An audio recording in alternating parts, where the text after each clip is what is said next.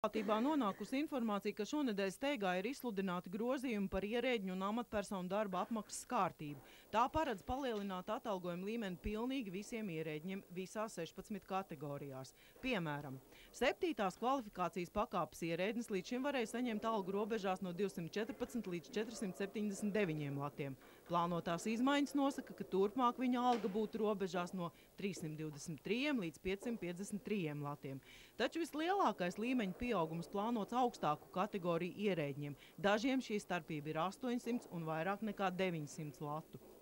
Lēmuma projekts nosaka, ka jaunajai ierēģņu algu aprēķināšanas kārtībai būtu jāstājas spēkā jau no nākamā gada 1. janvāra. Vakar šis dokuments ir akceptēts valsts sekretāra sanāksmē, bet vēl šodien premjera birojā sakās par to neko nezinām.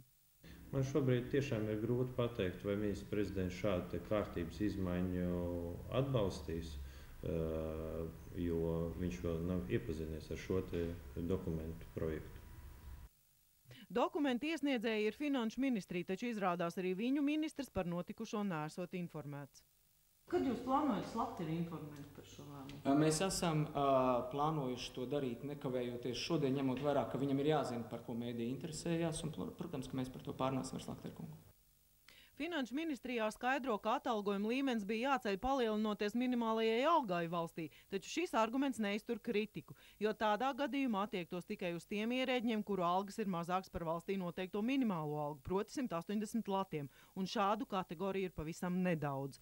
Dokumentam ir noteikts neierast īsts saskaņošanas termiņš, jau līdz 5. decembrim visām ministrijām ir jāiesniedz savi atzinumi. Mums ir šobrīd, saskaņojot projektu, jānoskaidro, vai iestādēm ir pieejami atbilstošie iekšējie resursi minimālo sliekšņu celšanai. Paredzētās izmaiņas ierēģņu atalgojuma sistēmā nozīmētu, ka faktiski ierēģņiem tiek kompensēts prēmiju un piemaksu zudums, palielinot pamatalgu. Politikas eksperts Māris Zanders atzīst, ka tas viņam radot asociācijas ar situāciju blokādes laikā. Tas, kā rīkojās Latvijas ierēdniecība, un atgādina to situāciju, ka ir, teiksim, 43. gads, principā jau sāk cilvēki ēst jau kaķus. Un, principā, kompartijas elitei un vietējās čekas elitei, principā lielākais skādi ir par to, ka ir jāierobežo melno ikru daudzums, ko viņi var smērēt uz maizes. Eva Lūsa, Māris Jurgensons, Latvijas televīzija.